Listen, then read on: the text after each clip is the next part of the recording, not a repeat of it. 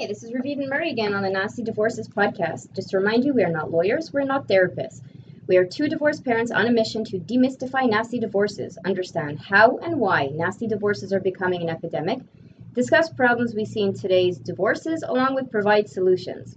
And on today's show, we're going to be talking about crying. Ravit, what makes you cry? Something sad, something hurtful. Something hurtful, something emotional, something a movie will make you cry. It has to be a really good movie that I can resonate with, yeah. Can a man make you cry? Yeah. Has a man made you cry? Yeah. Uh-huh. And what did he say? What did he do? What were the circumstances surrounding you becoming a blubbering fool? Either he really pissed me off to the point where my fear kicked in. Fear? Yeah. Oh. Yeah, absolutely. Afraid of the consequences, afraid of his reactions, afraid of what he's going to do next. Yeah. What he's going to say next? Or do. Oh. Yeah. No, I'm not talking, don't go in the dirty mind. I'm not talking sexually and all that. I'm talking about... There at all. You were looking at me. I was like, what? Oh, I'm trying what he's going to be doing next. No, yeah. I mean, like, what's his next step? What if I say no, or if I stand my ground and I absolutely refuse to do something particular that I feel is not advantageous to me or to my kids? Yep. I'm wondering what he's going to do next. Physically? No. Verbally. Oh, all right. Yeah. Okay. And then on the flip side, if I'm super happy and I'm thrilled and, you know, I can imagine I'm crazy in love in this man. You're gonna cry now too? I know. Oh. And he's proposing or something really big and monumental, then yeah, I might cry out of happiness. Okay. I'm not ashamed to cry. So I guess there's two reasons to cry. Sure, you're right. Yes. And what make you cry? Anything that would impact my kids on a negative level. On a positive level too, yeah. Now that you've opened that door, it's true. If anything really exciting has happened to them and everything, and it's overwhelming. A friend of mine told me not long ago that the older he gets, the more emotional he gets. Oh, that's interesting. Yeah, and he says, I've heard that. He said that he had heard a lot from his male friends. That's true. I can't believe how much I'll sit there and I'll watch a movie and I'll cry. It's like, where'd that come from? You know? What does that mean? He's in tune with his feminine side if you cry? I think we're in tune with our mortal side. And the older we get, the more we toss away things that used to matter to us, and we are connecting to more important things, more internal things, more esoteric. I don't know. After all that, I don't know. So let me ask you. So in these days, if you were to hear something about your children, good or bad, and it would cause some emotions, you would cry. When you were in your 30s, new dad, did you cry that easily? Yeah. Not that easily, perhaps, but I did. Okay. But it's interesting as well. Not only is crying good for you, and I'll talk about that in just a second. Okay. But men in a recent seminar were asked, when was the last time you cried in front of someone? That's the big one. Like crying in front of someone is that's a big deal. I mean, absolutely. Yeah. That's sort of like touches on the ego part. It touches on the man in you. I was out last night with a bunch of women, and one of them said, "Oh, a men crying? Oh no, weak, get them away from me." What? Yep. You mean it was a turnoff that men cry in front of them? Not in front of them. This one woman. Who and the subject of crying came up, and she said, no, I do not want a man to cry in front of me. Why not? Weak.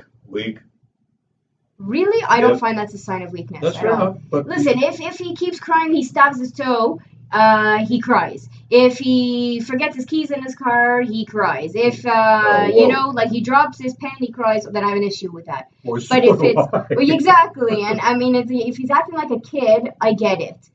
But if it's legitimate reasons for crying, I think it's pretty sexy, actually. I think it shows that he's really connected and in tune with his feminine side. And he's vulnerable. And the he shows the real side of you is now piqued by that. Yes. Okay. And it shows that he's human. Yeah. I like that. Women cry for several reasons, and I have a list here of why they cry. Oh, You boy. cry out of rage. Yes. That's an interesting one. I hope I never ever visit that emotion. Rage? Holy jeez. Stress? I don't, but okay. Okay, fair enough. Testosterone. Apparently you have Yes. a little bit of that in you. I didn't know. I would think more hormones or hormonal Okay. monthly changes. Yeah. That can Okay. really send a woman out of whack. And depression. But a man who's depressed wouldn't cry? I'm just suggesting that this is. I wonder. Yeah, I would think. Yeah, there's some like I'm sure. your bills that arrive every month relentlessly, yeah. and all of a sudden, holy crap, is there a way out of this? Yeah. And I remember years ago I had these bills, and they were obviously in excess of my salary, Yeah. and I thought, I'm going to Australia. I don't know why, but I just wanted to go to Australia because I thought, well, that's just far enough away from these stupid bills that I'll never get on top of these bills and everything. It was just a passing It's thing. overwhelming. But it was that was a depression thing. It didn't last long. It's just like it comes in waves, and it hits everyone. We all get down. Absolutely. And anyway. And did you know? It's really interesting that when something gets in your eye, the tears that will automatically be triggered in an effort by your body to get rid of the foreign object. Yeah. Are 98% water, those tears. Yes. Right? Okay. But emotional tears, the ones that would come from the other Stress reasons. or reactions or something? They also contain stress hormones. Oh. And that's why we feel better after we cry. Because those stress hormones are now out of our bodies. Oh my God. Isn't that cool? That's amazing. Yeah, it's amazing. If you hang Do we around burn like- calories also while we're at it?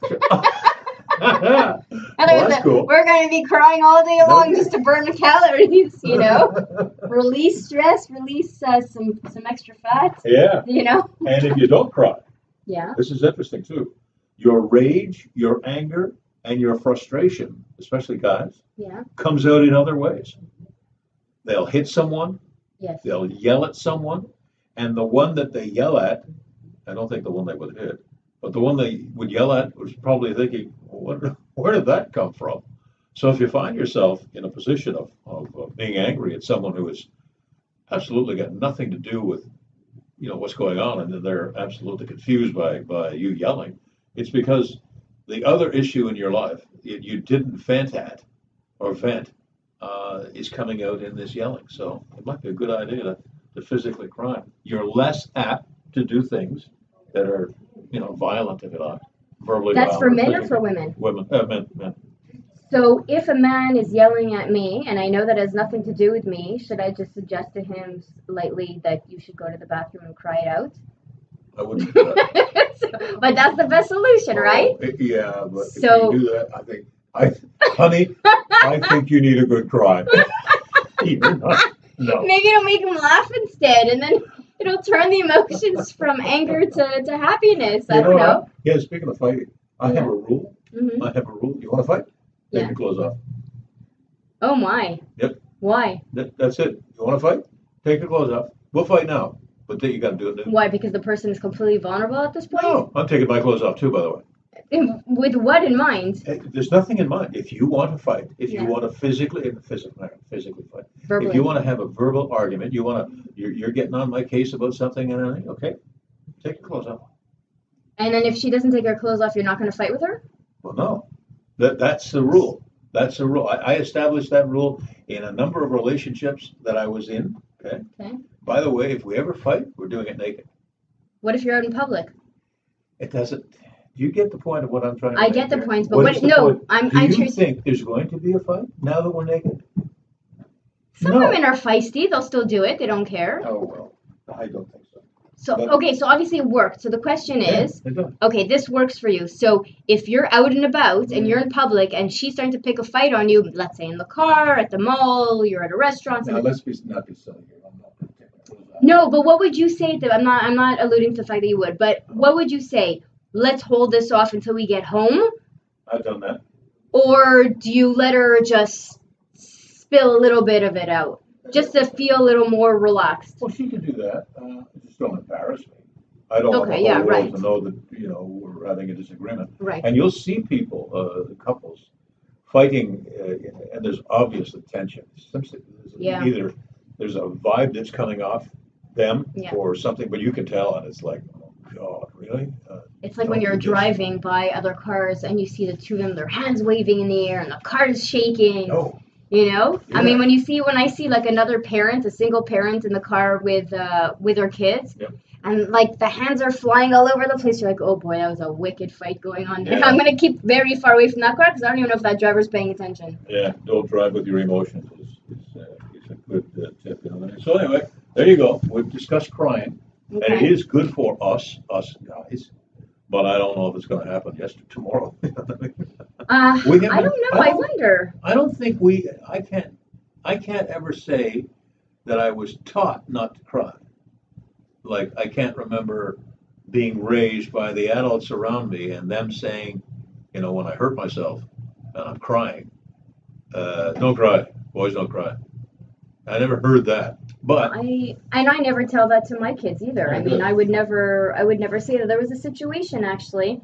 I mean, this is with kids, where my son was at a weekend away, and there were a bunch of kids. There were like 100-something kids at a camp for a weekend, and one of those kids decided to go to the outside, sneak out, and start screaming through the window from the outside. Now, at first, he was making noises like things like that. So the kids inside the room. I presume it was dark out? Yeah, it was at night. Well, yeah. This is the best. I love that kid. Oh, are you? You got in a lot of trouble. You wouldn't be happy to be his dad. Yeah. Oh, yeah. Anyway. So at first they thought, okay, that's a weird noise. Maybe there's just like a skunk outside or somebody's trying to climb into the window or whatever. All of a sudden, you started going, rah, rah, rah, rah, rah, like banging on the window. My son flew off his bed. He said he went to the corner and started praying, please God, protect me, don't kill me, I want to go home to my mom. Oh, no. I swear he was praying, and his friend came next to him and started praying. Like, that's how scared they were, petrified. Had they never thought, I got to grab a stick and I'm going to kick the snot out of No, he went to the corner and put a blanket over his head and started praying. I swear he didn't know how to react. That's good defense. Oh my God, imagine. I said, well, why didn't you go out in the hallway? And he says, because we were so scared, we didn't know what it was, and we thought there was like a murderer. And then the kid 2 seconds later who was outside started screaming at like screaming, and then my son shrieked. That the counselors that were on patrol that night ran into his room. What's going on? What's going on? What's going on? And he couldn't even speak. He was frozen, petrified out of his marbles, right? Then they started hearing the screams in all the other rooms. And at that point they realized this kid is now going to a different cabin? It was like a building that has 2 floors. So ground level and the second floor, they're not so far apart. And he was going from window to window and banging on the windows.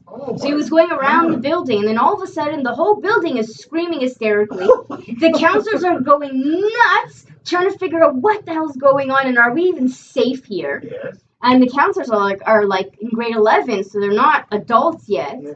And then all of a sudden, everybody started screaming. So point of the story is, my son realized that there was some stupid kid outside doing something because there really wasn't anything.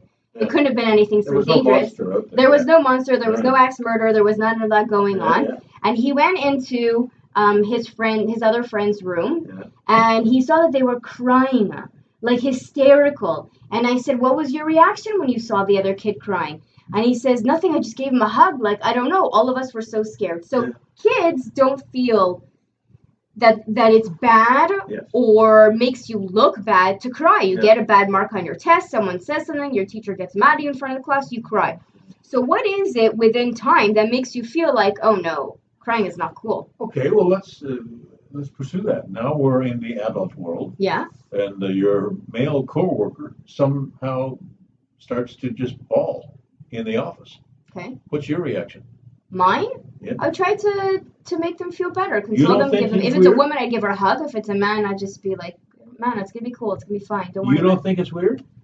No. Well, it depends what it's about. If he just got fired. No. We're not talking about, well, okay, that's the big one. It's big. But I'm just talking about a male coworker just starts to cry, I find that weird.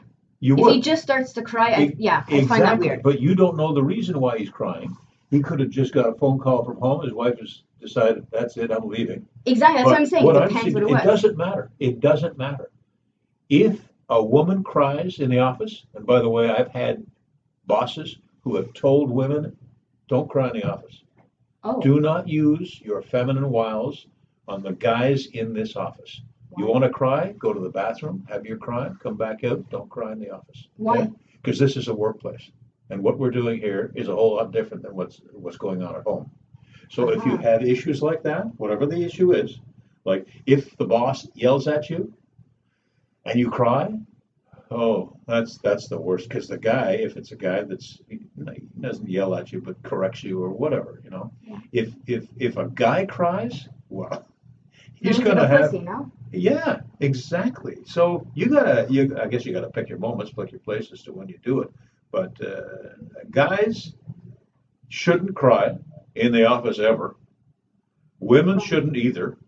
Yeah, but we should keep our emotions ourselves. We also have a role to play. We don't want people to think that we're weak. I mean, I think the fact that, let's say you and I were working in the same office all the time, and then all of a sudden I start crying. Mm-hmm. The next day, and from that moment on, you're going to think differently of me. Maybe you're going to think that I'm overly sensitive. Maybe you're going to think that I can't handle my shit. Maybe you're going to think that I'm not reliable. Maybe you're going to think that I can't complete the project, or I won't be able to do things because my head is somewhere else. But it might have just been that one moment that something happened that freaked me out. Yeah.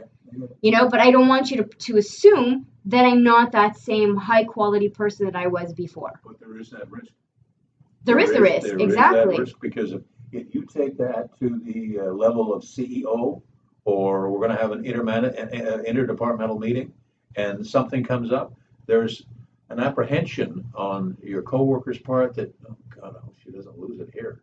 Because it's called losing it, isn't it? Yeah, absolutely. It's branded that way and everything. But you just don't want to bring that kind of emotion into the office. The office is a very different place. Now, work, okay, we got that. And then you women have got the ultimate power when it comes to being stopped by a cop. Oh God. Oh yes. You ought to be ashamed of yourself. I've never done it, but I have a friend of mine who always gets away with everything. And she pulls that. And no, she doesn't even really pull it so much. She doesn't do the sexy thing and the flirting thing and all that. The tears. Once she was almost in tears. And it worked, didn't it? And it worked. Yeah, but I can't say that it always works. But I wanted to mention something about the workplace. I was told once by a boss of mine when I was probably in my early 20s. Only yesterday, wasn't it? Yes. Very, very short time ago. And and she told me something. She says, if you're in a meeting and you're about to cry or you're feeling emotional, pinch yourself till it hurts. But pinch yourself, my woman boss, my woman supervisor, yeah. Yep. Pinch yourself so hard that you will not be able to even think of crying because all you want to do is scream that you just hurt yourself. Good. And it was actually a tactic that I used many times, or when you're on the phone with someone and they're getting you so boiled up and so aggravated and you don't know what to do with yourself and you're about to explode, either A, pinch yourself, or here's another trick. You say, oh, hold on a second, I need to put you on hold. Put them on hold, collect yourself, get back on the phone, and now you have control of the conversation and you change the conversation. You just saved yourself from crying. So if you have like a really agitating friend or a client or a customer who's just getting under your skin, put them on hold. It saves you from crying because you don't want to break down and freak out.